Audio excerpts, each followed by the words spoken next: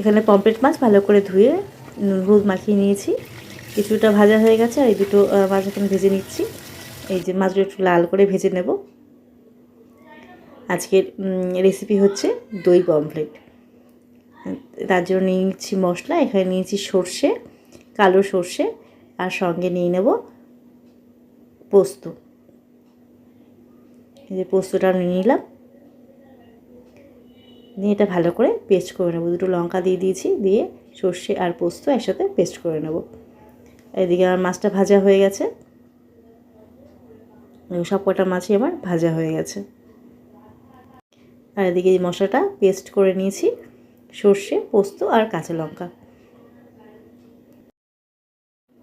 মাছ ভাজার তেলের মধ্যেই আমি দিয়ে দেব কালো জিরা ফোড়ন, তার মধ্যে দিয়ে দিলাম একটা টমেটো, ভালো করে কুচি করে নিয়েছি। টমেটোটা ভালো করে ভেজে মিশিয়ে নেব। টমেটোটা মিশে গেছে, এখন আমি দিয়ে দিলাম বেটে রাখা সর্ষে, পোস্ত আর কাঁচা লঙ্কার পেস্টটা। আর এখানে আমি নিয়ে নিয়েছি টক দই। টক দইটা একটু মশলার মধ্যে দিয়ে দিলাম টক দই, দিয়ে ভালো করে ঝোলটা ফুটতে দেব। আর দিয়ে দিলাম চেরা কাঁচা লঙ্কা,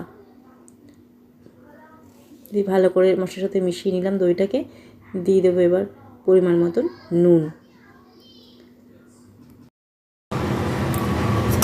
ফুটে গেছে, মাছগুলো ছেড়ে দেবো।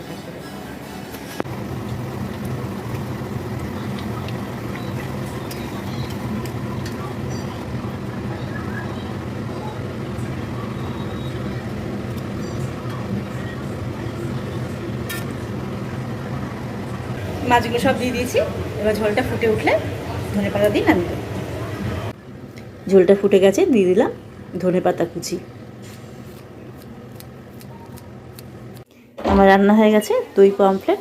এবার আমি নামিয়ে নেব।